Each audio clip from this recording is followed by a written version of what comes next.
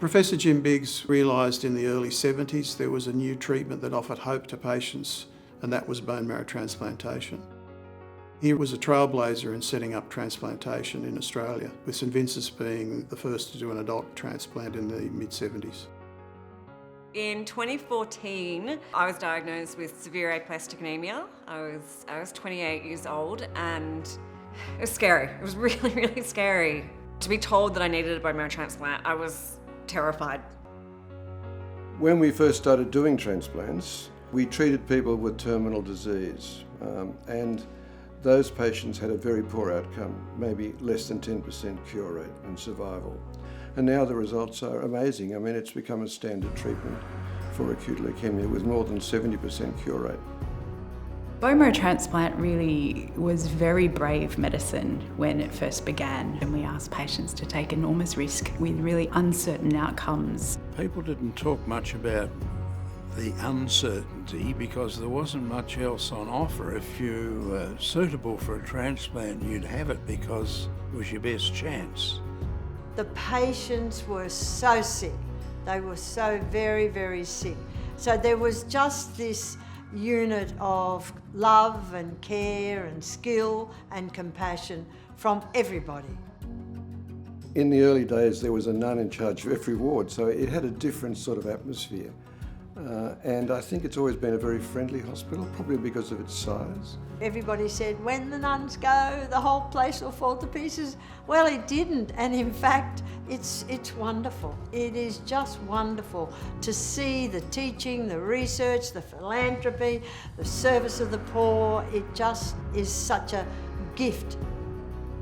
My brother, who was early 40s, was diagnosed with leukemia, and our first thought was to get to St Vincent's as soon as possible. Mum donated bone marrow twice to her younger brother. The doctors and nurses were wonderful.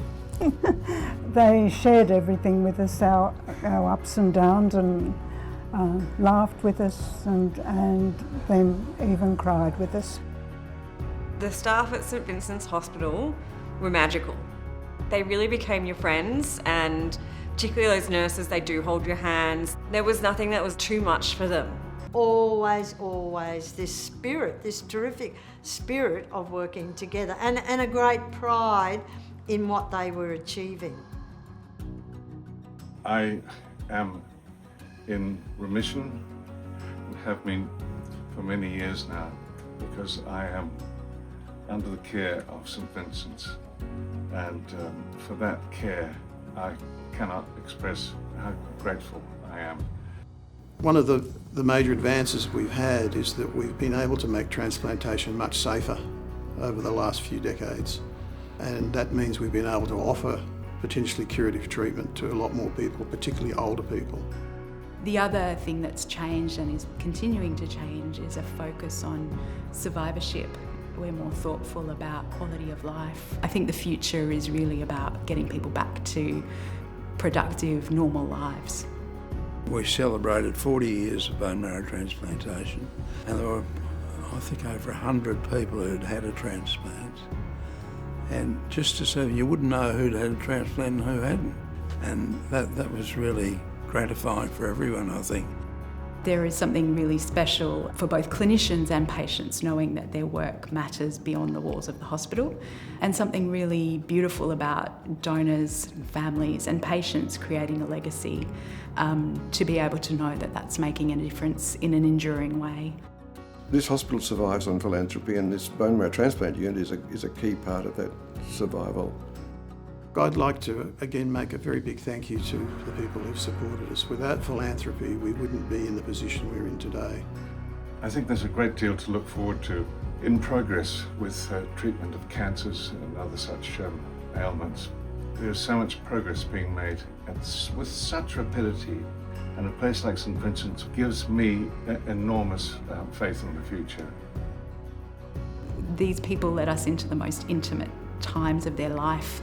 And so to run into them, particularly in the long-term follow-up space, and see that they've lived their best life after treatment, it's an incredible thing. I am happy to report that I'm a very healthy 40-year-old woman today. No one would know that I'd ever experienced a bone marrow transplant, and that's the goal.